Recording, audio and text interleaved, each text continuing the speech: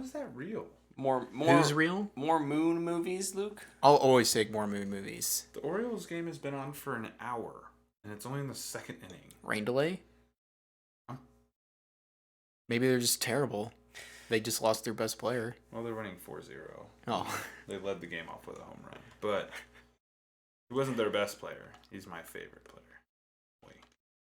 What's up, fanboys and fangirls? Welcome back to another episode of Sports Talk with your host, Tyler Davis. Hey, one of us actually does do sports talk, though. I know, it's true. Tyler did have a busy week with sports talk, so I did several podcasts. I'm so proud of you. And now the Orioles have had Day. you've had an emotional day with the Orioles, but at least they're winning right now. Yeah, they are. Silver lining. They are doing that. Silver. Even if I don't think time is real, because I don't know how it's only the second inning, but. Yeah, no, they're winning. Things are happening. I do actually have a quick question about baseball.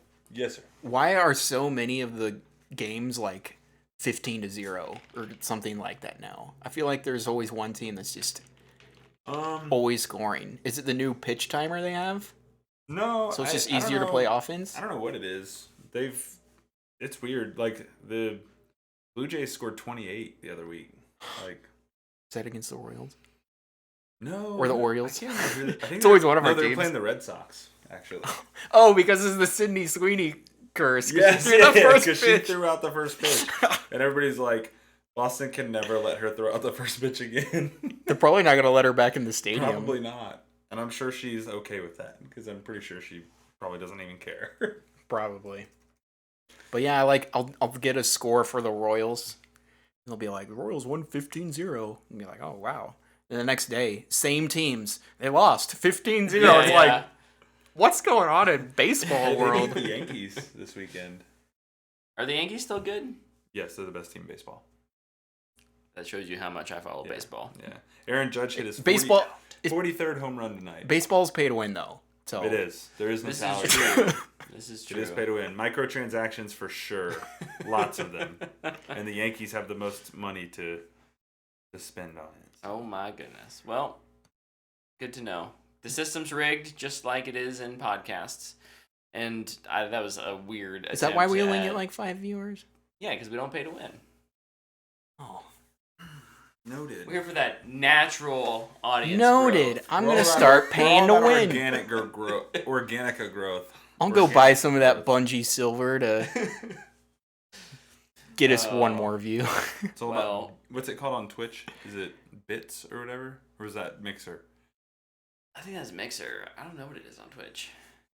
I could probably look it up, but I'm too lazy. But I'm going to introduce us here. I'm Brett. This guy wanting to be all business. I try and keep the rails on the train tracks. These guys drive the train wherever they want anyways, and I love it. If this show was a mullet, we got the forehead and the neck. Yeah. And yeah. And I'm the middle of that thing, depending on the day. Who's the ponytail? I guess me. He's definitely Luke. So yeah, over there, across the table is Luke. Ooh. And the man trying to bite my finger is Tyler. I think you should pull the finger. I am Tyler, yes. And yes, I tried to bite Brett's fingers because they were in my face. I regret nothing. Good. How was your guys' week? It was busy. Yeah? Yeah. Mine wasn't terribly busy. But I thought maybe I had COVID. And then I didn't, so yay. Attaboy. But way to survive. Way to hang in there. I got to work from home for like 4 days last week, and let me tell you, it was too much work from home time. I work from home 2 days a week, and a lot of times not even those. So I just have to go in sometimes. Yeah. That's enough for me. I like my 2 days a week work from home, but 4 was... Because it's not like I wasn't sick enough that I had to take days off and, like, rest. I was still working. It's just, it got boring. Like, I need people to talk to. In any case. Yeah, I hate working from home. I'm glad you guys do that for us. Like it's a service or something? Yeah, it's okay. like you guys work from home enough so that I don't have to. Oh. Yeah. That's how that works. Yep. Cool. All right. Well, I did a couple things this week. So our family is watching a bunch of like movies that we grew up watching with Claire. So she gets to experience these movies for the first time. This week was 2 Disney classics from the late 90s, early 2000s. I don't know when these were actually made. Treasure Planet and Atlantis. You got it. The Lost City. Good work. We believe. Treasure Planet. We believe. Both are just underappreciated, I think timeless classics. Both are underappreciated. I do not. Upon rewatching Atlantis, I don't think it's as good as I remember it being. Not with that attitude. It has some like the first act, like the first half of the movie is real like yada yada through everything. Are you overanalyzing a children's movie? I was gonna say like target audience, No, bro. No, I'm not. I think you are. Milo makes like 0 decisions, has 0 impact on like whether this expedition is. They could have gone without him. He's overanalyzing. He is. He's 100% overanalyzing a kid's movie. It's good. It could be better. Treasure Planet though, perfect movie. That movie's so good. It's amazing. I love it. Watch it on repeat. Mm. And Claire liked both of them, so there was a victory in that sense. See, kids movie and the kid liked it. Weird. Oh no, a kid Weird. liked a kids movie? She also liked Minions, Tyler. I've not seen any of those movies. And I've only seen Despicable Me 1. Yeah, well. I don't recommend the Minions movies. It's Luke's favorite movie. Yeah. Luke, what'd you do this week? I did a couple things. Just a handful. One thing that was a lot of fun that I did again was I watched RRR again with my brother. That's a commitment. No, it's not. It's so easy to do. Yes, it is long, but it's so worth it. I'm not saying like it's a bad commitment. You can make, there are good commitments in life. Mm-hmm. That movie is amazing. I love it. It's in contention for the best movie of the year. Unfortunately, I've seen lots of really, really, really good movies. Yeah. So when we come to our Fanboy Awards at the end of the year, I'm hoping I can narrow it down a little bit. Find a place for it. Yeah. But man, that movie's awesome. I also started Paper Girls. I didn't even realize this came out this weekend. All of it. All 8 episodes. And I've been enjoying it so far. It is different than the comic, just like narrative structure. Mm-hmm. Like what they're kind of doing in season 1 is something from the second book along with something in the 4th book. So they're kind of going at least in a different order and putting things at different times, which I'm fine with. But they did skip over some stuff in the first book that I kind of wish they didn't. Because the first book is really, they're in their current timeline, and it's what the heck is going on. And that's really just the first episode. And honestly, I felt like the pilot episode was okay. I am about halfway through the first episode, and then duty called. Yeah. Dad life called. And Dana is watching it with me. She's actually super interested in it. So she really likes the setup. Yeah, I think something that kind of holds it back is it moves so fast. They cover so much in that first episode. It's crazy. Yeah, I turned it off. We were 17 minutes in, and they were already at the house. Yeah. Like, where they're going to find the thing. Mm-hmm. Yeah, they cover a lot in that first episode. But I've really been enjoying the show so far. I have a couple episodes left. I'm really excited to finish it.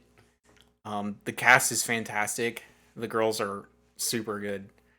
Yeah, I'm enjoying it so far. The girl who plays Mac is pretty great. I love the girl who plays Tiffany. Also really great.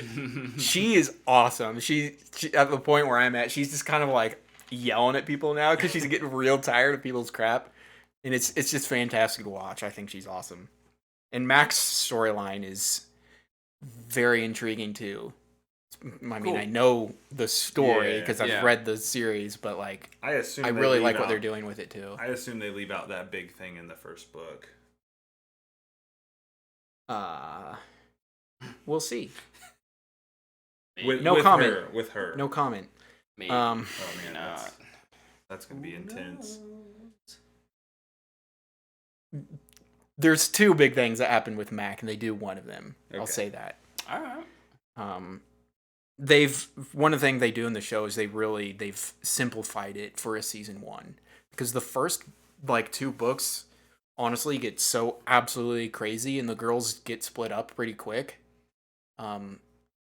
And they've been together for most of the show, timeline wise, I'll say. Yeah. But yeah, I'm really enjoying the show. I think people should check it out. It's on Prime Video. Awesome. We'll do. The main thing I did this week, where I spent most of my time, is I have been revisiting Cyberpunk 2077. I feel like this is the forgotten game of, was it last year? Kinda, yeah. 2 years ago? Is the next gen update out? I don't know. Okay. I have no idea. When I did, I had a 2020, right? It was fall 2020? I thought it was 2021. I have no idea. I had a pretty big update when I put my disc in. I think it's out. But that game is so much fun. I think Night City is one of my favorite open worlds ever. Yeah. It feels so alive. And it's different because most of the times it's like, here's an open world game, you're in the mountains.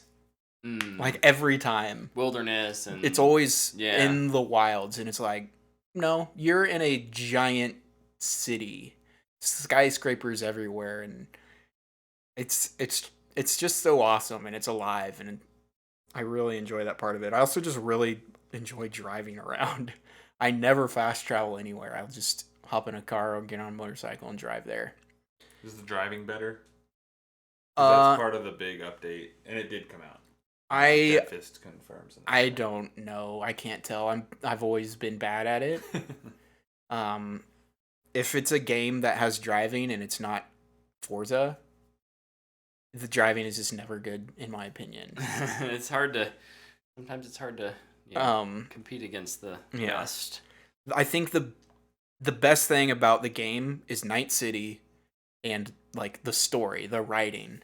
It's fantastic. I'm a lot farther in the story than I was last time. Oh, And you started. I started over because I got back into it. I was like, I'm not good enough to play this, and I'm going against some really powerful enemies. So I just started a new game, and I started like a different origin. I'm a nomad this time because nobody ever talks about being a nomad. I think it's super awesome.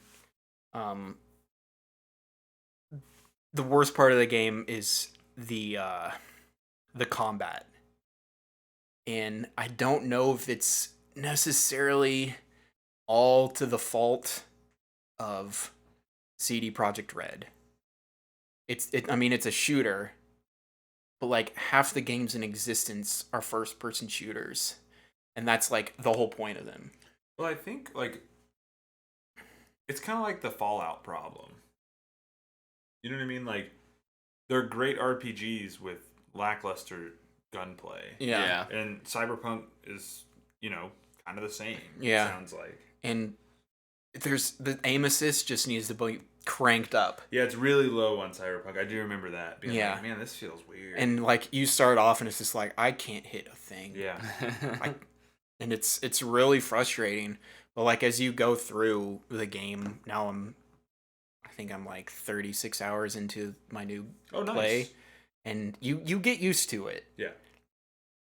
But it's still frustrating to have to get used to it. And I mean, the game that I play most is Destiny 2, which is one of the best feeling shooters ever.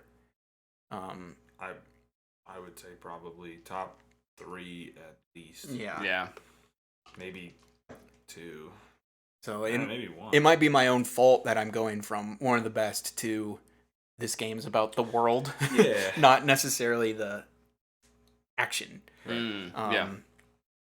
But man, I've done some pretty fun action bits that are like part of the core story.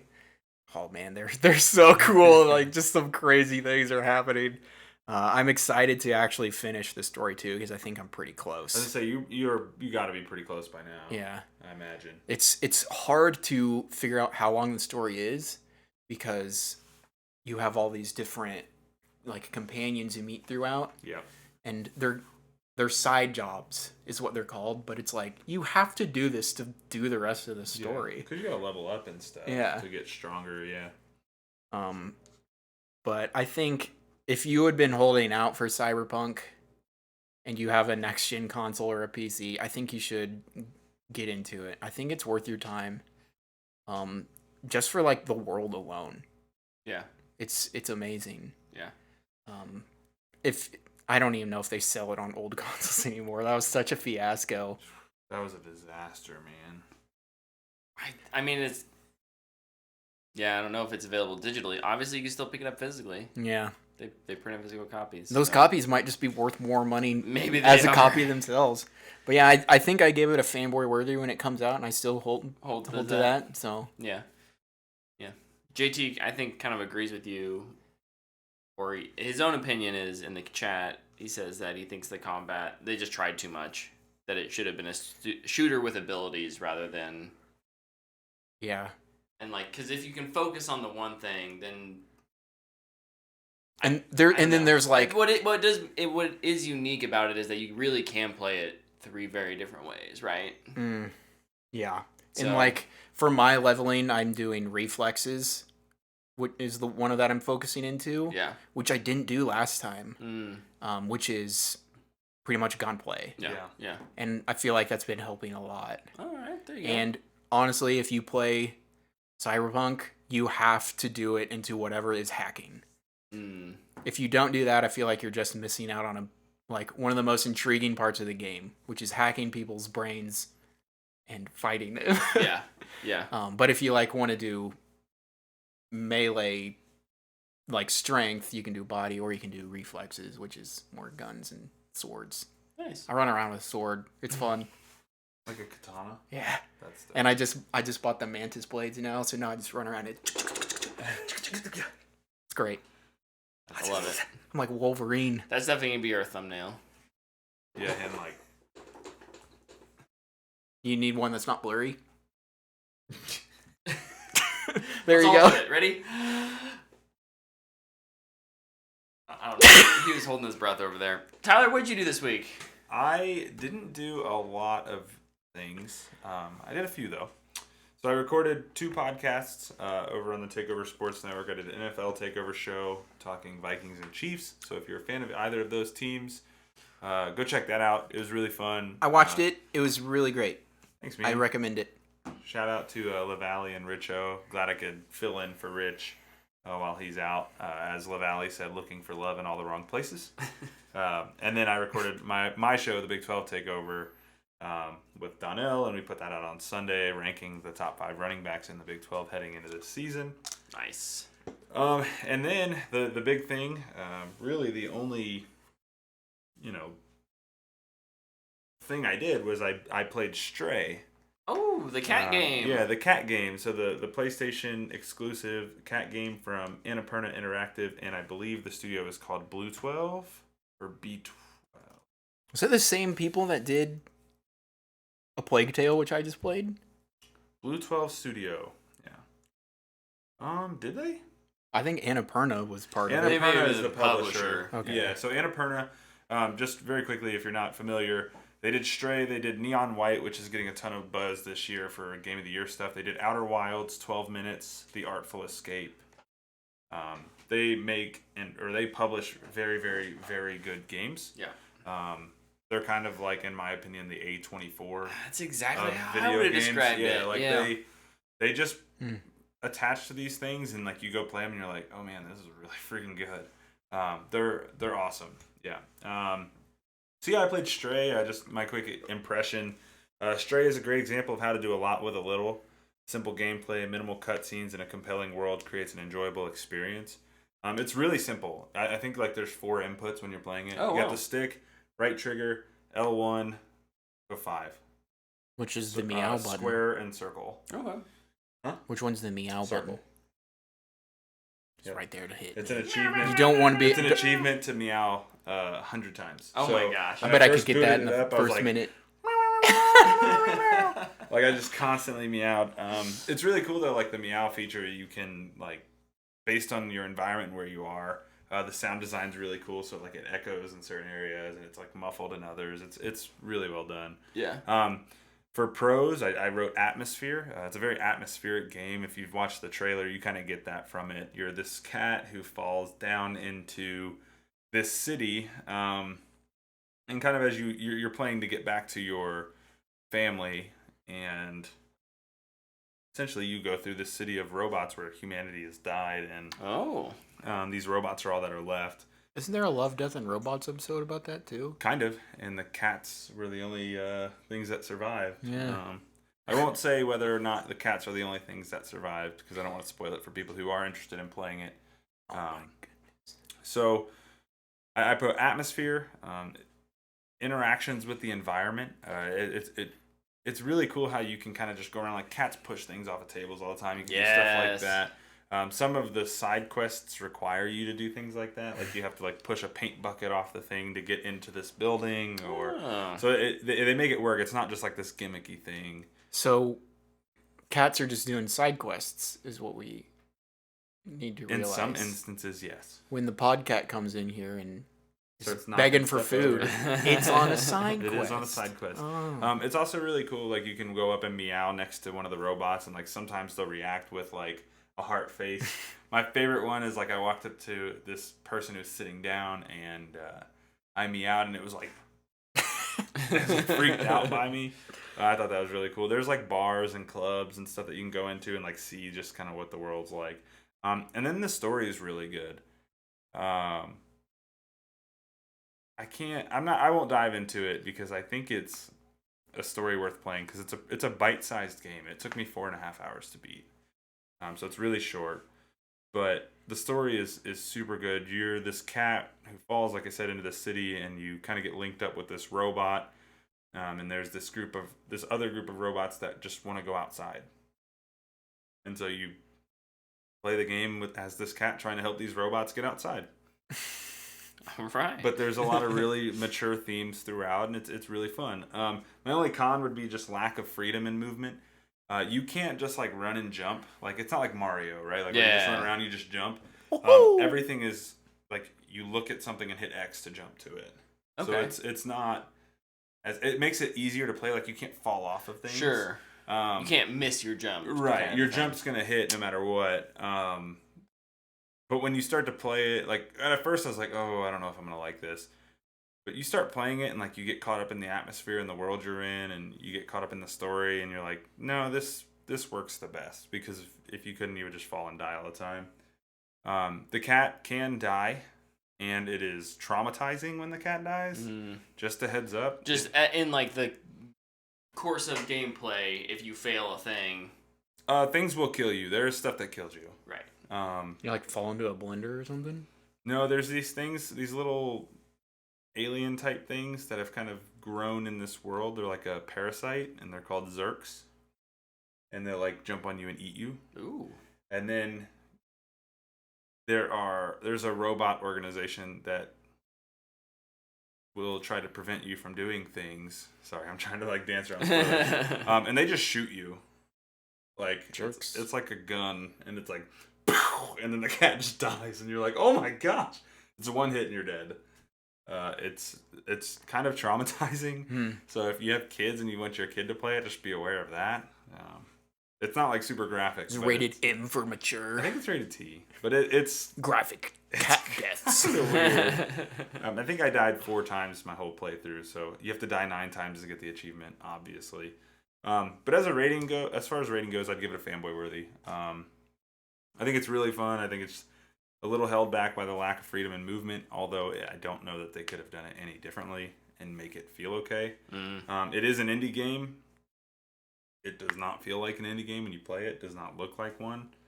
Because graphically, it's awesome. The atmosphere is great. And the story is really, really good. So if you get a chance, if you have a PlayStation, because I believe it's on PS4 and PS5. Is it like full price? No, it's $30.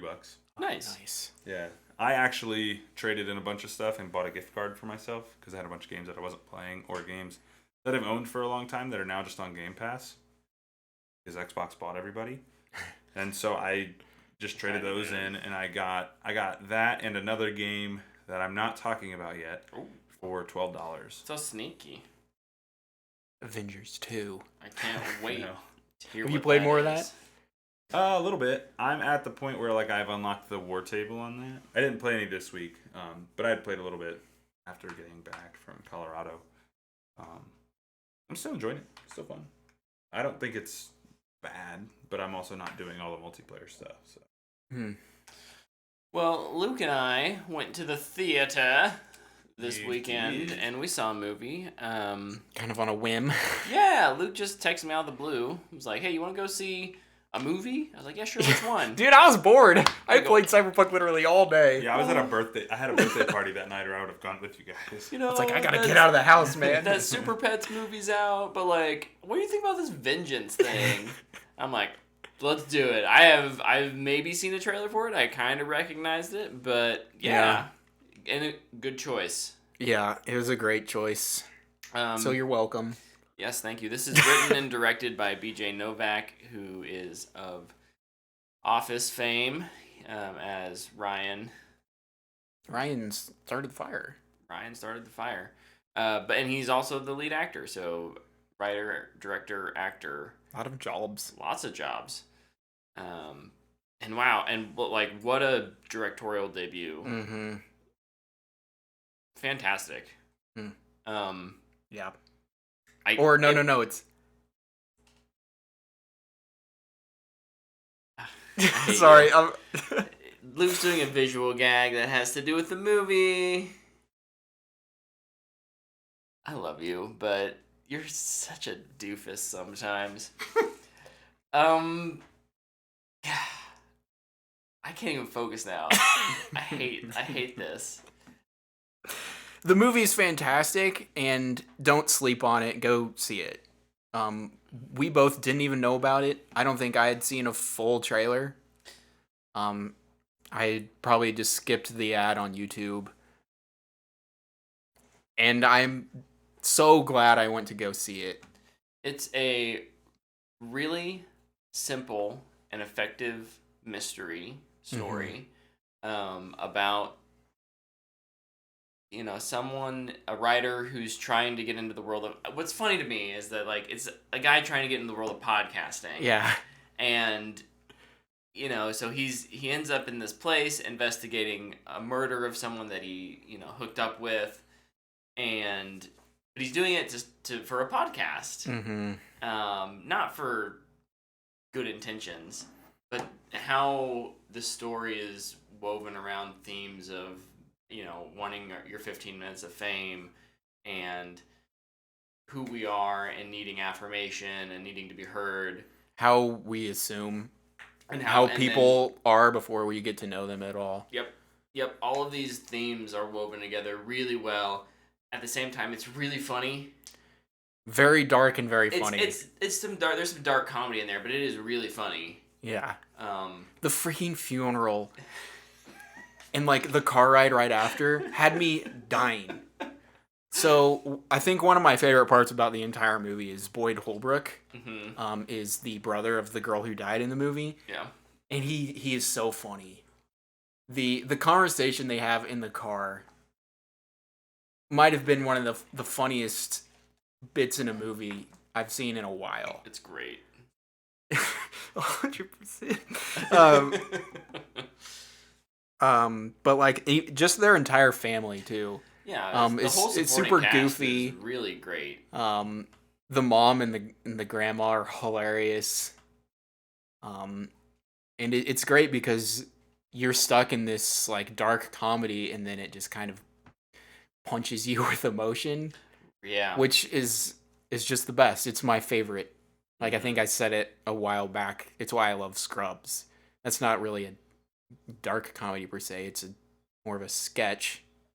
But like you're just enjoying all these really funny things, and it's just like, all right, now we're gonna rip your heart out. Yeah. Yeah. I completely agree with that, and I think one of the things that really elevates this for me is the way they deal with the mystery. Mm-hmm. It's great because they go back and forth on how complicated you think it should be. Mm-hmm. And I love where they end up with it. Yeah. And I don't want to say anything extra because I don't want to spoil anything. Yeah. I agree. I completely agree. Because part of it does dive into like conspiracy theories and like Mm-hmm. it's like how tangled is this web? And that's like even one of the subjects of the movie is how people will go into conspiracy. Yep. Believe anything. Mm-hmm. It's so good. Definitely recommend. Highly recommend. What do you rate it? I give it a booyah. I think it's absolutely fantastic. I think everybody can get something out of it. I think everybody will laugh during it, and it's just super well made. Yeah. So, Yeah. Agreed. I'll give it a booyah as well. I think I'll just echo what Luke said. Chances are you'll be able to take something away from it. yeah. I appreciate it's one of those movies where it's like, here's a New Yorker coming to Texas, right? And like they play with that, they have fun with it, but they're also very respectful of both cultures Mm-hmm. at the end of the day. So, hooray for fish out of water stories. They're the best. You ever been to Texas? Been to Dallas? That's not Texas. Been to Houston. That's another country. But man, props to BJ Novak, man. Yeah. Like the writing and the directing was so good. I can't wait to see what he does next. He's definitely one, a lot like John Krasinski or Jordan Peele. I kind of just have my eye on him Mhm. after being in either a sketch show or a comedy TV show like The Office. Like Yeah. they're making good stuff. Mm-hmm. Yeah. It's a small. It's not an indie, I'd say. It's Focus Features, who did The Northman. Yeah, it definitely feels bigger than an indie, but it's also like it's not complicated. It's Yeah. not, It just feels like your normal movie, Yeah. Yeah. which is weird to say. There's one explosion in it. And it's great. Yes, indeed. Well, there's fireworks too. Do those count? I mean, they explode. Technically, they're They explosions. explode. You're right. I'm wrong. But yeah, We should move on. I want to see it again just to support it. Yeah. But also because I loved it, and Yeah. I think people should go out and see it. It's fantastic. All right. I'll go see it with you, Ty. I would say, yeah, if you guys go, let me know. I'll hop out there. Next, we have our trailer roundup. Let's react to some trailers. Yeet. Because we had a few come out this week. Just a couple. A couple big ones. First off, I think this actually came out before this last week, but we didn't talk about it. Yeah, it was last before week. Nope. And that is Oppenheimer. Christopher Nolan's next movie about the man who developed the atomic bomb. Neato gang. I'm really curious. What's the hook? Yeah, what's the Nolan twist? Right? What is and he's already got like time. He's already doing time stuff with like the countdown. He's already involving time. I feel like in it's some way in the trailer. I feel like it's gonna be something like Dunkirk, but a lot less even complicated than that. How it's just like this takes over 3 weeks. This is over 3 hours. 3 hours. This is over 3 days, Yeah. kind of thing. Yeah. And then they all line up where something like that, but you won't have to like grasp at it for a little bit and be like, what are they doing? Oh, okay, it'll just be, oh, this is what they're doing, and I understand it immediately. My out there prediction is that this is actually like a Watchmen prequel. Oh gosh. Oh gosh. It's not, but And it's gonna have an evil Superman, right? Yeah, absolutely. Yay! No, I My fave. Yeah. Nolan, despite his bizarre decisions with audio mixing, is still one of my favorite filmmakers to watch, to see what he's doing next and how he pushes the medium. So, the fact that he's basically doing a Period piece type thing. like I don't know, like a biography. I'd love to just Like, if it just to be a it's normal movie. So simple Yeah. compared to what he's done. The hook is it's in black and white, I'd be except for the explosions. I'd be very okay with that. Yeah. The Yeah, only color is red. I'm really curious because Cillian Murphy plays Oppenheimer, and I'm quite curious to see how Nolan has decided to paint him. As the hero or the villain, The hero, the or villain, something in between. You know, because how Oppenheimer thought of himself after developing the bomb is very, it's very apparent that he's regretful and remorseful of it. So like, just seeing other people's take on that is always interesting. The time bit will probably be him like in his old folks' home talking about what he did, and Yeah. it'll keep flashing back. The only actor in this movie that matters, though, is that Emily Blunt's in it, and Luke is happy. I like Lepke's idea as the twist is that it's a time travel piece where they go back and inception into Bruce Wayne to turn him into Batman. But somehow Oppenheimer has to be stopped. The Nolan. The nuke verse. the nuke is the nuke at the end of Rises. He's just There been you go. stashing it. There we go. It's perfect. It's all connected. The next trailer we got is Guillermo del Toro's Pinocchio over on Netflix. This is a claymation, stop motion. I thought the first teaser for this was weird. I thought this trailer was even more weird. Oh, thumbs up for Oppenheimer. By the way. Big thumbs up for Oppenheimer. The only thing I didn't like about it is really weird seeing Universal as the tag on that. I was like, oh, that's different. Yeah. Watch him come out and be like, I hated working with Universal. I want to go back to WB. Who's next? We're putting the production company back on the table to work with somebody. It's gonna be A24. I liked the Pinocchio Start their own trailer, but I think Del Toro is one of the more interesting filmmakers when it comes to fairy tales. I think he has a grasp on these kind of children's stories, these simple stories that have complex meaning in them. So who's banging Pinocchio? Oh gosh.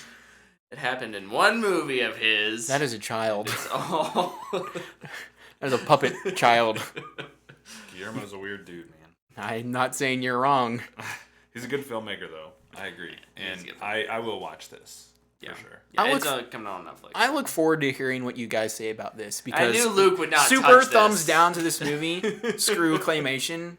I'm proud of you guys who work on it. You guys can do something really cool, but it creeps me out and I hate it. So, sorry. I'll watch it with you. JT, now here's an interesting thought. JT over in the chat said that Del Toro has become the Tim Burton of recent years.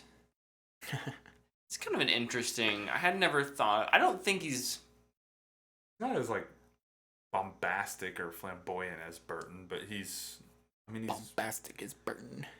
He's weird like him. Yeah, like his biggest movie was Pacific Rim.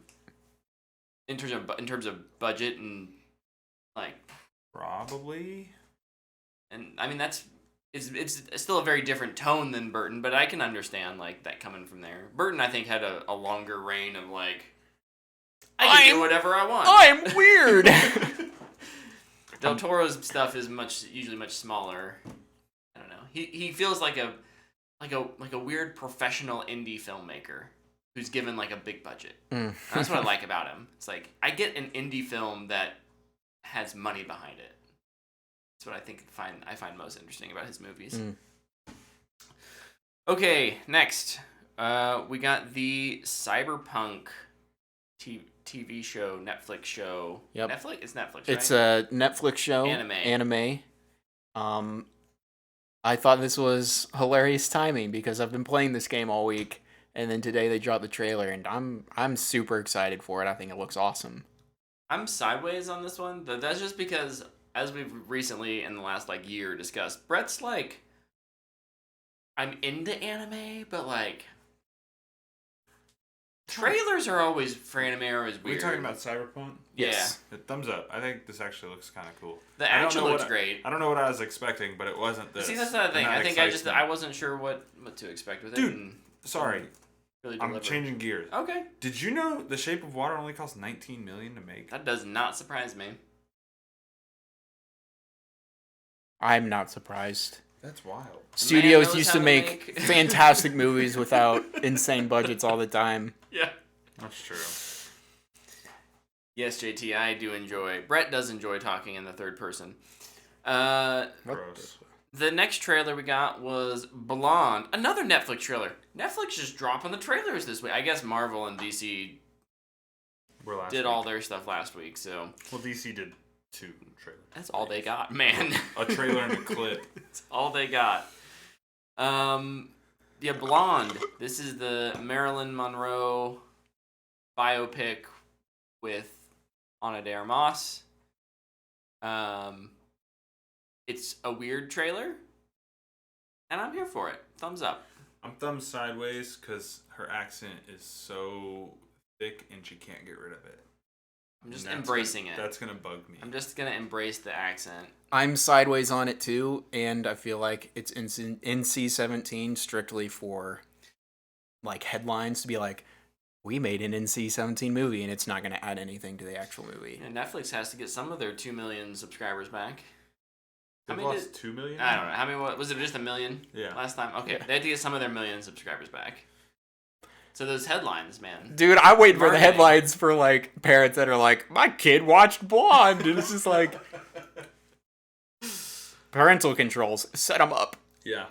It's like 2 clicks away. They exist for a reason. Like, did you see all this stuff about parents were mad about Logan and the Deadpool movies? Being on Disney+. They're like, Disney is a family corporation. Okay, also, with Disney, you can have like 7 accounts on there. Mm-hmm. So, like, each of your kids could have their own account. With their own specific things, right? Like, that's on you. That's on you. I agree. That's all I have to say about that. Did you guys... So, Andor is the last trailer I have. Same. So, today... We got the new Andor trailer, the Disney Plus series. Big thumbs up from me. Thumbs up from me as well. I keep saying that, like, I keep giving Disney a chance because each thing, it's marketing, right? Like, it's made to get me hyped up, so I understand. But like, I wasn't that disappointed. I think I said that I liked Kenobi for like what it was. It was a fairly small story, but like, man, the fact that they didn't use the volume at all for this. They did, but not nearly as much. Well, then they lied to Deadline or whoever the director had an article with. There is definitely a shot in the trailer. There could have been some like pickups and stuff like that. That wouldn't surprise me, but I know like principal photography, like they went out and. It was nice to watch them just walk down a hill. Yeah. Like, when was the last time a Disney movie had that? A Disney project had that, honestly. The Eternals. Real sunsets, man. Oh, yeah, I forgot about that. Well, now my faith is shattered. That's a bad reminder. Yeah, no, I agree. I think it's just nice to see them be outside and touching grass and carrying AKs and touching grass. Yeah, I don't know. This was the show. Luke kind of made the joke in the group chat earlier. Is like the show I'm least excited for is going to be the one that it looks the best, and all my eggs are also in that basket. Like yeah. When this show was announced, I remember being like, "Oh, this is just terrible. Why would they ever do this?" He was my least favorite character, and then now this trailer's out. I'm like, "Oh man, it looks good." And like it's giving me political spy thriller vibes. Like it reminds me a little bit of Captain America: The Winter Soldier, and I just hope it's that. Yeah. Like I hope it retains that tone. It's not just like here's another Star Wars project. And it like a lot of times it feels like they're just doing stuff because they got to keep the rights, which is Despite they don't. they don't. But that's what that's what it feels like a lot of the time. No, you're right. I think the other thing that helps with making this feel different is the music for this trailer. It was feels good. very, very different from traditional Star Wars stuff, but it's incredible. Like it sticks out in a good way. So yeah, thumbs up for me. When does it come out? September. It got pushed back a month. September 21st, but they're dropping the first 3 episodes. It's because they're like, we gotta watch out for Lord of the Rings. And it's longer. It's like a 13 episode thing or something. Is it really? 10, maybe 10. It was longer than 6. Is it 18? It wasn't 18. I don't. Because it's cheaper to film outside than it is to film in the volume These days. That was the last trailer I had. Whoa, doggy. Puppy's awake. You good? Poochito. News. Well, we talked about rights, making things to not lose rights. I think that's a good place to kick off the first news story I have is MGM loses the Tomb Raider rights. I kind of find this hilarious. After failing to greenlight a sequel, which that headline kind of threw me off because I thought they had greenlighted a sequel. They had Misha, Alicia was attached, and they had Misha Green writing it. Was writing it and directing it, like writer-director, I think. But I guess it never got off the ground, which is really weird. Which means she spent like a year pitching things and trying to work out a story, and they were like, no. I'm surprised nobody was just like, okay, this is good enough. Also, MGM owned by Amazon now, right? Yeah. Like, yes, you're they're right. just like giving that property away. I mean, was... not giving it away. They're gonna sell it, obviously, but like, it just surprised me that Amazon didn't just throw $30 million. I get like maybe they'll just buy it back and make it a Tomb Raider show. Just keep the rights. Well, that's what I was gonna say. This might be a good thing. Is the MGM merger complete? Yes, I think so. Yeah, it's done. So. Yeah, I hope. Well, my prediction was going to be that Amazon gets it, but that kind of throws me off. Who do you guys think gets it? Amazon. I think they just buy it back. It should be I'm with you. It should be a show though if they decide to do it. I think that Netflix shells out money for it. What money? They print money. I'm not saying it's working. They don't print it. They take a loan for it. I was going to say, they're like 99% of counterfeit money in the wild is from Netflix. They're going to make a NFT point, to fund it. At this point, they are dying for IP. Bro, they got Knives Out. That's right. And The Gray Man. I guess that's a new IP. Good job. For making a They've new got IP. Cyberpunk. I mean, it's based off of something, but it's first time it was filmed. Yeah. That was the wild story of the week. That was interesting. And sad that Alicia Vikander will probably get recast. I liked her. I thought she was I thought she was great, but I'm also not like... Yeah, I don't care. She'll find super sad. Role. She'll get another role. Yeah. And there's lots. Or they'll just cast her again. There's lots of talented actresses out there who could play Lara Croft. Same cast, same writer. Somebody try it again. Somebody at Amazon or MGM is just like, just totally missed the deadline, totally slipped up. They're just like, dang it. Sorry, we're going to have to shell out a little bit of money for this. Sorry, Jeff. We're going to have to buy this one back. And they'll just be like, it's chump change for Amazon. We'll release one book and make all the money we need for it. Speaking of things coming to an end, The Flash is ending its CW run. Not The Flash the movie. This is the TV show The Flash over the CW. Is ending after season 9. Season 9 is getting an abbreviated season of only 13 episodes. Good riddance. I haven't watched it since like season 2. I think I stopped after 4. Whatever the Savitar season was, that's when I stopped. Yeah, same. Except for I watched a little bit of the crossovers. Yeah, me too. The Legends of Tomorrow stuff. Yeah, but this is good. Yeah, this is good news. I'm also glad they'll just be able to end it. So they might be able to end it with a good note. Yeah. From what I guess Arrow did that well. From what I hear, Didn't finish it. I will finish it eventually. I own it all on Blu-ray, so I have to watch it. But... So my question here is this the like inevitable, like all things come to an end? You know, the Flash is a Warner Bros. Property, and the CW is just the story has run its course, or is this like another like sign that then another nail in the coffin of the CW? This is just how the CW operates. Yeah. They milk things as long as they can, and they go, oh, nobody's watching it? All right, this is the last season. Yep. I think it's just run its course. All right. And I think there were some rumors that kind of swirled around online about Grant Gustin kind of wanting to be done. Yeah. Well, it's been a TV. long time. And if he can make a switch over to... If you work for the CW, it's the only job you can ever have. Yeah. Yep. It's why they lose a lot of their good people. Really? Crazy. Game Lord Master over in the chat said end of Arrowverse ? I think so. This is the last. Superman and Lois is still going, right? It's the only one, isn't it? I think so. And that one, I guess, takes place on a different Earth.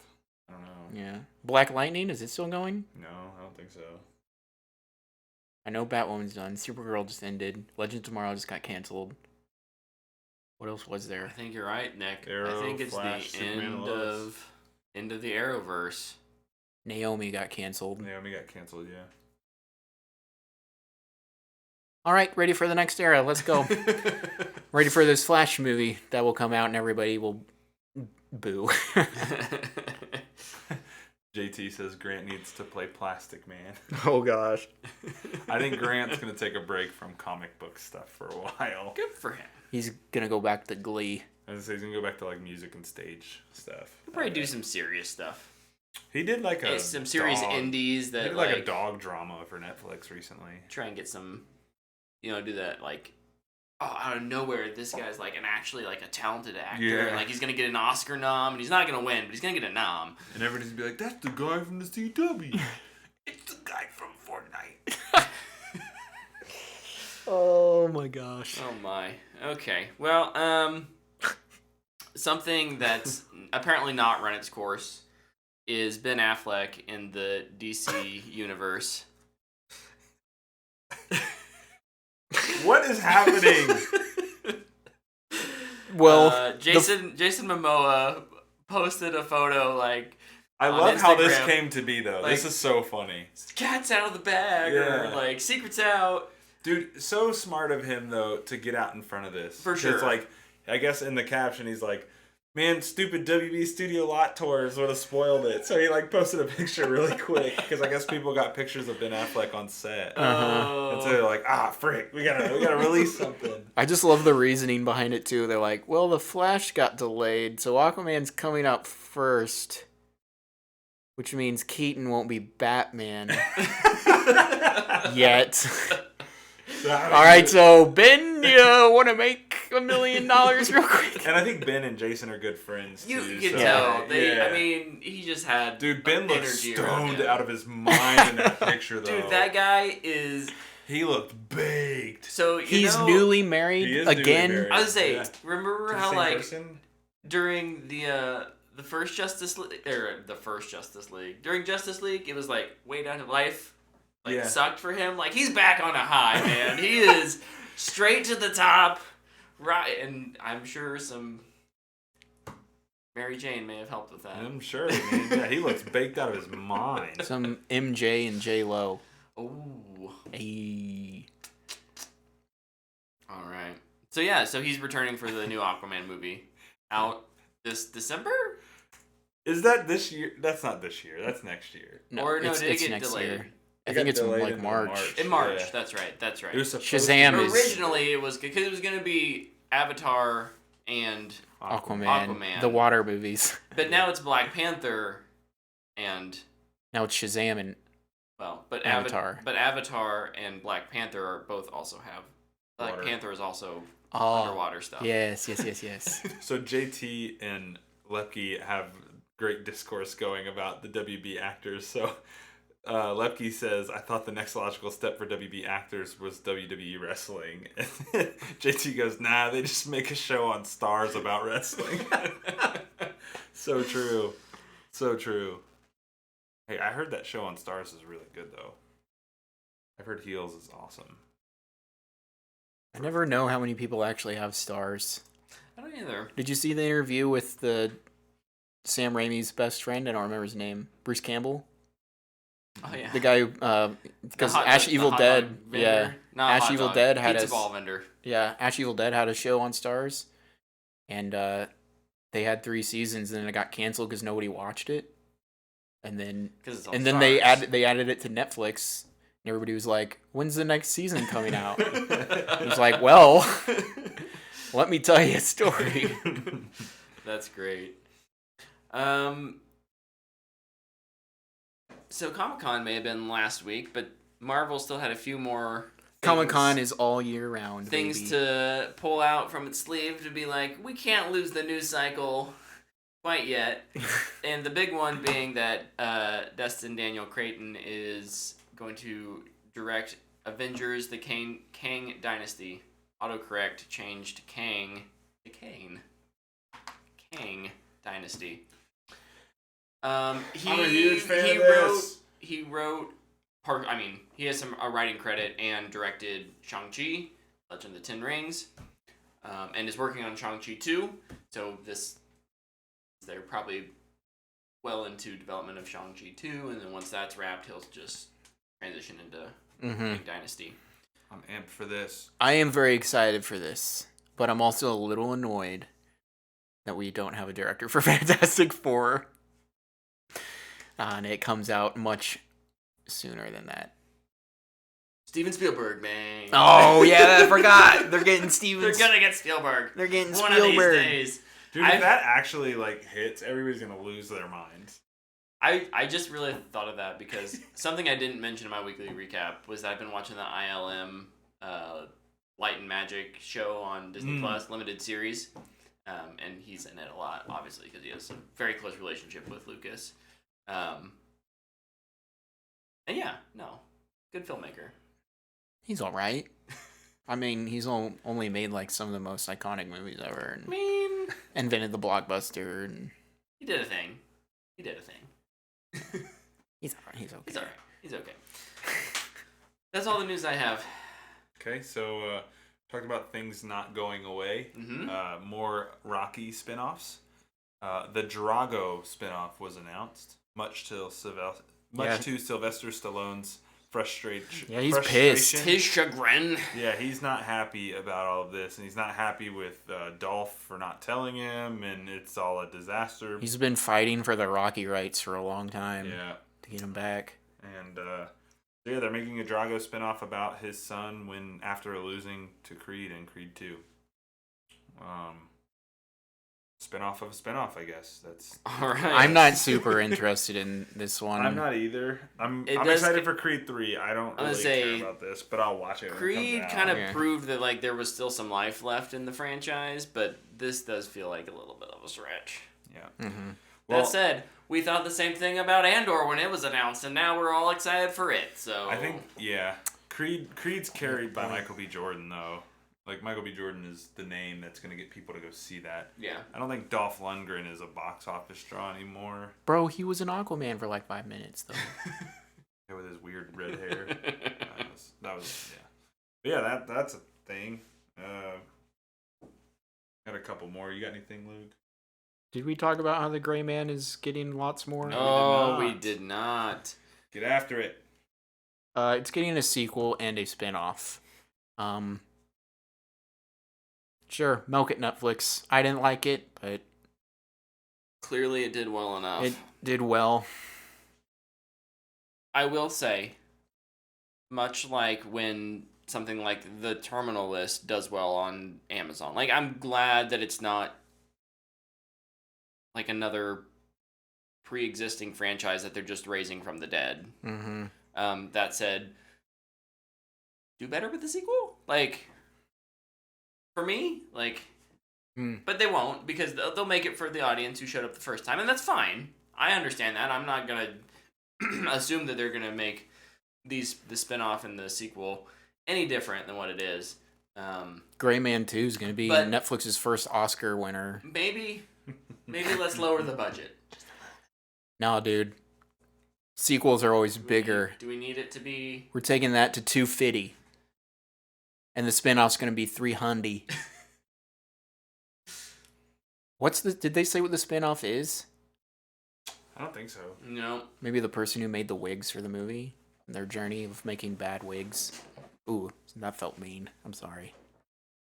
It's The wigs in that movie are so honestly, bad. No, you know what? It's probably Ana de Armas. Probably. She's probably got like a first look deal with Netflix now, and we just don't know about it after Blonde. It's like, true. I'm going to be in this NC-17 movie. Now you have to give me Well, it's just interesting because you 20 you movies don't to think do. about how the industry works that much, but you look at things like who makes movies with which directors or production companies, and like there are patterns, there's trends. People will stick with each other because they like working with them, or they just have a good working relationship. So if that's either a good working relationship and or lucrative, they'll keep doing it. Yeah. Yeah, I mean, I can't remember what podcast it was on, but Raul Coley was on it, and he was talking about working with Flanagan. And he kind of talked about that. Yeah. Exactly. Was it the Inside of Me? It might have been on that, or it was another appearance he had done. What's that He guy's was- name? Michael Rosenbaum. Rosenbaum? Yeah. But no, he was talking about, like, you find somebody, a creative that you like working with, and you try to latch on, and they were like, if you only could make movies with Flanagan, or shows and movies with Flanagan for the rest of your career, would you do it? And he's like, yeah, absolutely. I wouldn't work with anyone. He latched on to a good one. Yeah. Yeah, both of them found each other at the right time. So, Mhm. What else you got? That was the last thing I have. Okay, I have a few more. The Knights of the Old Republic remake was delayed indefinitely. Oh, yeah. That is a R.I.P. huge bummer. I was pretty excited about this because you've talked about it, Lepke's talked about it a lot, and I've never played it. So It's one of the best games ever. you and Lepke both say that. So I believe it. I'm kind of sad I probably won't ever get to play it now. And I can play the old version. That's okay. Yeah, it will probably never come out. Dang it. GTA 6 had some stuff come out.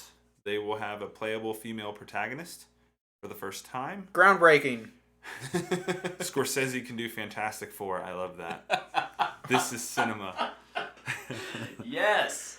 I would pay money to see that. Imagine how many how the turntables jokes there would be about that.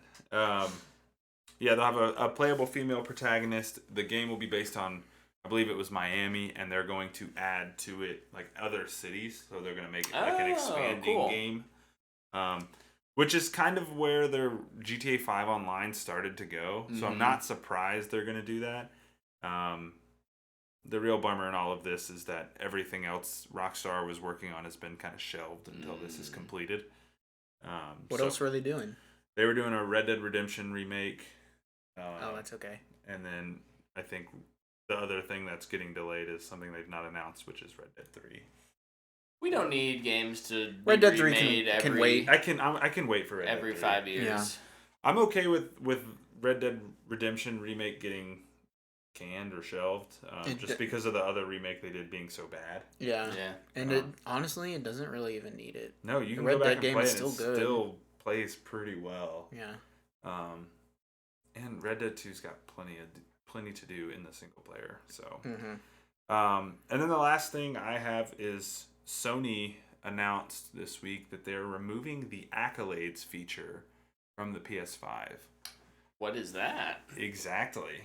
So it was a feature that like nobody used, but basically like you played Overwatch. Uh-huh. Did you play it after they added where you could like give people kind of points for they're good at teamwork, or they're good at this, or they're good at communicating? Yeah, So yeah. PlayStation actually had that as a built-in feature. For like profile. So For like if I profile, play correct. with you on Right. I match up with you on I was gonna say Halo, but that would Like Call of Duty, right. And I'm like, oh, that Tyler guy was like a really good teammate. He helped me run the flag. They don't have flags in Call of Duty. They do, but He helped me run the flag. Yeah. Good team player. I could give you an accolade for that. correct. Okay. I'm So on board. they had built that into the PlayStation 5 kind of organically, Sure. and they're removing it because it just wasn't getting used.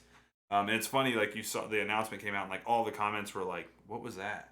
Like nobody knew what it was, and I think it's probably a combination of one of the things PlayStation I don't think is great at is just the social aspect is not strong on PlayStation. It's better on the 5 than it was the 4, but it's still not great. And 2, I just don't think they marketed it well. Never heard of it. So. JT in the chat also talked about PS5 is getting 1440p. Oh, cool! I didn't see this support. Yeah, that's I didn't awesome. See this. I just saw the removal. I didn't know that they had added this. Yeah, because for a long time, when the consoles were announced, the Xbox Series X and the Series S has that like 1440p like target, but the X can do 1440 as well. And I think a lot of people with kind of those mid-tier monitors, 4K on a monitor is so overkill because you're so close. Yeah. Can I ask a question? Yeah. And it might be dumb. What is 4K to 1440? What's the difference? Like half. It's like 2.4K or something like that. 1440 is. So 4K is still more? 4K is bigger, yes. Okay. More pixels. Thank you. I'm not good at any of that stuff. It can be confusing, yeah. So it takes a lot more CPU and GPU power to output 4K. So theoretically then, if you wanted to play in like performance mode, you could probably still get like 60 to 120 frames per second on like a 1440 output versus a 4K output. Okay. So when I'm selecting performance or the other one, and I always go to the one that'll just looks better instead of running smoother, am I picking 4K? You're picking 4K. That's what I usually do. Yeah. I'm the other. And sometimes it depends on the game too. It's not always resolution. Sometimes it's just objects that it's rendering and That's a good point. If I read a review and a game is like the review is like, I played it in graphics mode and it kind of bogged down at times, I'll switch it to performance. I won't play it on graphics. Yeah. But yeah, that's a good point. But I generally default to performance mode. Mm-hmm. Agreed. After playing at 60 FPS for long enough, I'm like, ooh, I like this. Yeah. 30 feels slow. Oh, yeah, right? I remember I used to like... I used to bag on like, PC players who were like... stupid, who cares? And then like, I got my Series X and I was playing Assassin's Creed Valhalla in 60 frames and I was like, my gosh, this is life-changing. I should look and see what Cyberpunk is set at. I haven't even looked. I don't know. After the update, I think I was able to play it at 60 4K. Is that the default? I don't know. I should just look. I should just look up Cyberpunk recommended, did a honestly. good job of giving you lots of options. Yeah. So when I started replaying it, I Googled best controller settings for Cyberpunk, and I just copied those down. They've been pretty good. It plays at 60 on the Series X. Series X. Nice. So you're playing at 60. Nice! Sorry, Jim, I woke you up. Oh, yeah. JT says, have Luke play D2 at 120. Oh, on a monitor? On a monitor. You can't play at 120 because your my TV display won't do it. But if you got I have everything to do it except my TV. The display, yeah. Fair enough. Yeah. That's my... Will it be too fast? Will it give me a headache? We were talking about performance modes. I forgot to mention on Stray, there was only one visual... I won't even call it a bug, but there is like this one wonkiness. Thing. Yeah, it's a little weird. But the whole game, bug-free, no crashes, nothing. Dude, some of the like little glitches that happen in Cyberpunk are so funny. I haven't had anything game-breaking. It's just been like really weird stuff. Like I finished this one mission. I was talking to this dude in this park, and I was like, all right, what mission should I do next? And there's this guy just walking across and in front of me, and he walked up this giant like platform that was like 6 feet high, and then when he came back down, he was like waist deep in the cement. Oh gosh. It was hilarious, and it was just so smooth how it all happened. I just watched him. It was great. That's one of That's fantastic. Luke, please don't fall out of One your of the chair. chapters in the game, and you're in this place called Midtown, and that's kind of how it looks. So before we go tonight, I'm excited to play that game. It's good, dude. I wanted to bring something up that I said on Twitter that I thought could be a fun little discussion here before we go. In 64 graphics are bust. Sorry. Oh, real quick, over in the chat, JT said there was a leak today about Returnal specs. Coming to PC. That doesn't surprise me. PlayStation's been pushing a lot more of its stuff towards PC, so. Indeed. Recommend Returnal. Recommend it. That borrows it for you when I get a PS5? Sure. Is it on PS4? No. Okay. I can't remember. I don't think these that things. game, if you'll see what I'm talking about when you play it. Couldn't I don't handle think that it. game could run on a PlayStation 4. Fair enough. Just what if we removed everything so it could just properly heat dispense into the open air? Or would it just combust? It might Just start blow on up. fire. Yeah, it might blow up. Nice. The particle effect in that game is insane. Okay, so this week I tweeted, Canon is the bane of franchises and will inevitably ruin them. What do you guys think about that? I don't think you're wrong. We were talking... I don't think it's necessarily truth, but if anything's going to ruin a franchise, if it's not corporate greed, it's Canon and fans. Canon. What is Canon? Well, so this... What you have on your ship to This- shoot other pirates. Part of this Bingo. stemmed from something we didn't talk about because it was kind of a non-story, but there was a story that came out this week that Netflix was editing Stranger Things. Stranger Yeah. Things. And then there was this whole rabbit hole discussion about, oh, they're trying to change the canon. And then there's the big, Marvel and DC and Star Wars and what is canon, what is not canon. Canon always comes up. We got Lord of the Rings, and I'm at the point where I love it when a story ties together, but I also just let a story be a story. Yeah. I don't know. I feel like with all the new Star Wars stuff that's coming out, a lot of people are getting too worked up whether or not it connects to Episode 4, A New Hope. Mm-hmm. And it's just no, it doesn't. And that's okay. Just enjoy it at this point. Yeah. It came out 40 years ago. Not everything's going to line up. Yeah. Same with with the MCU. They have 200 hours worth of stuff that you can watch now. It's not all going to line up. No. And DC is just a mess and they have no canon. DC is a big mess, but I think the Good. Luke's got a itchy Oh, eye there. my eyes started itching a lot there. Did I don't you know what pet happened. the dog and then I didn't. I scratch your eye? haven't touched the dog in a couple hours. No. Definitely haven't touched the cats. Have you touched these dogs? I'm pulling up my foot. No, he's not. Audio listeners, that's not what he pulled out. I think. No. Just kidding.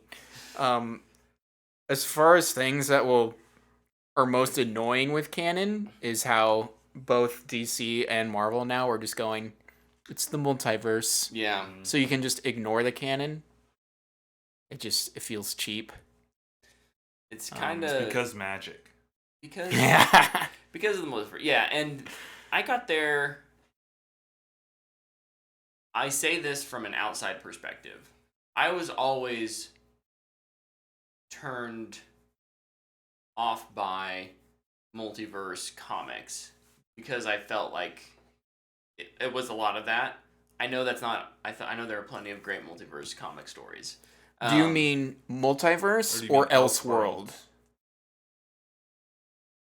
I'm not smart enough to know the difference. They're all just So, Crisis on Infinite Earths is everything coming together right. through the multiverse and then Yeah. it converged into one. I'd Okay. say that's a multiverse story. Sure. Elseworld is One shot. Batman but steampunk.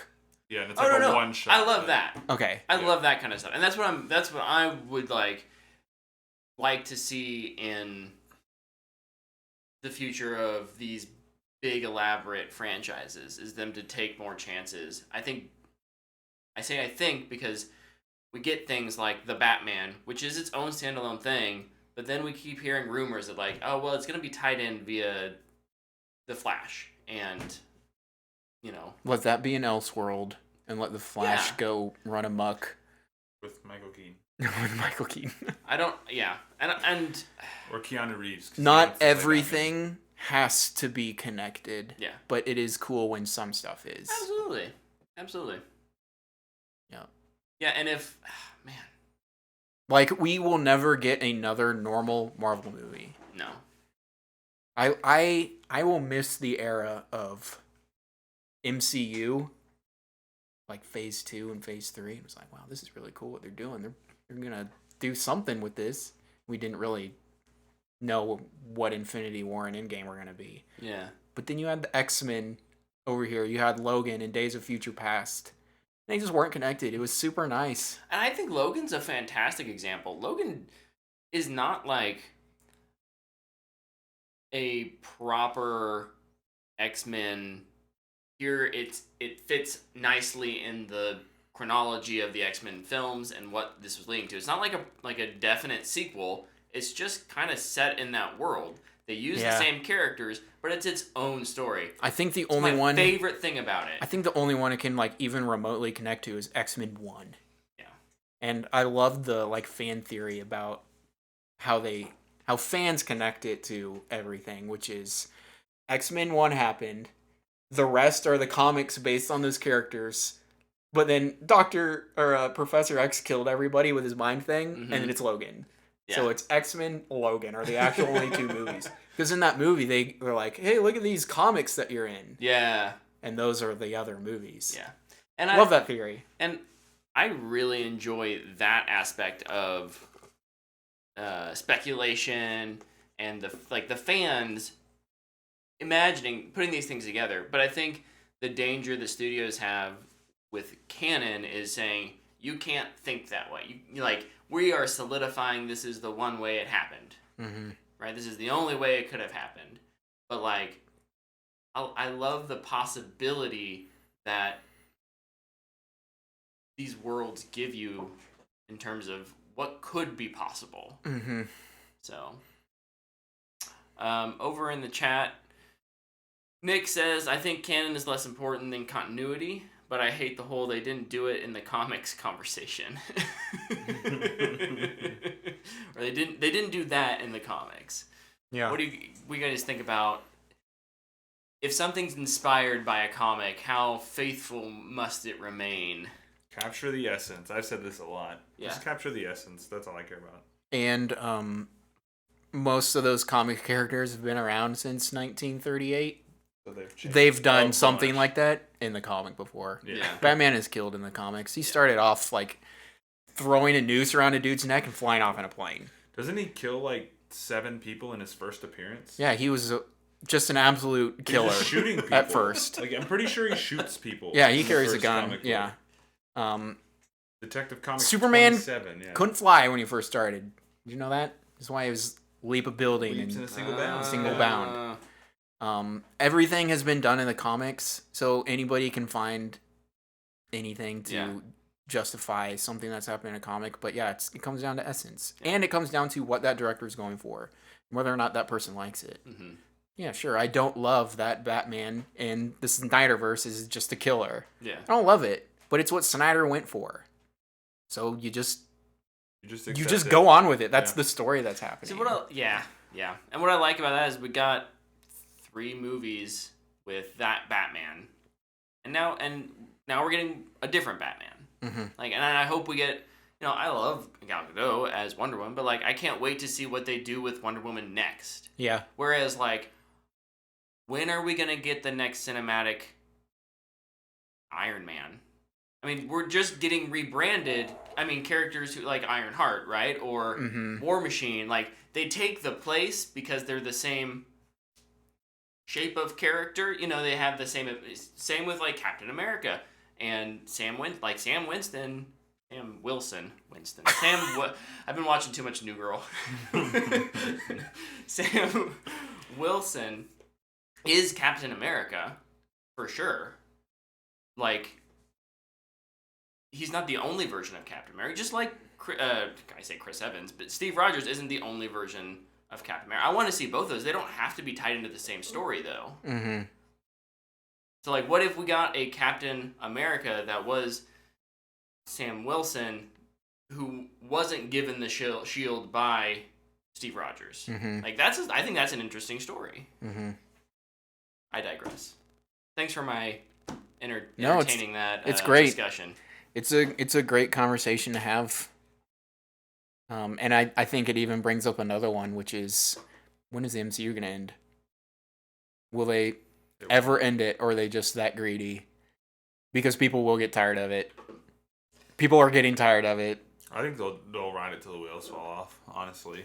My hypothesis, my prediction, and I'm not sure when I'll be able to work this into our prediction game because it's still years away. You might have to wait for the 2027. Well, I think after Phase 6, there's going to be a very hard reboot. And I think you're right. I think we're going to focus on X-Men. I think you're right. And we'll kind of forget about these characters, and then we'll slowly, or there may be another reset where they kind of start over again. But I think there's a cycle here. Mm-hmm. So. And then everybody will be like, is this canon to the old MCU? Mm-hmm. And then there'll be the Inhumans. Super mega crossover. The Inhumans, and Kevin Feige will burn down the planet or something. Because the Inhumans actually got made. He's like, no Inhumans! No! All right, well, over in our fan box, we had one question this week from Nick. He has a hypothetical question tonight. Tyler has previously stated that if they released King's Fall, rated in Destiny 2, he would return to play it. If they do, would he also come back to do the first run-through of King's Fall with the pod on stream? It's a hypothetical. You can answer it however you want. Let me Google if King's Fall is actually coming back. We don't know yet. They haven't August announced it. 28th is when 23rd. We'll know. 23rd. We're all on the edge of our seats. Want to hear a bold prediction? Oh, yes, Luke. It's going to be Crota's and freaking everybody's going to lose it. Yeah, everyone will lose it. People will be so mad. They won't do it simply because they know people lose it.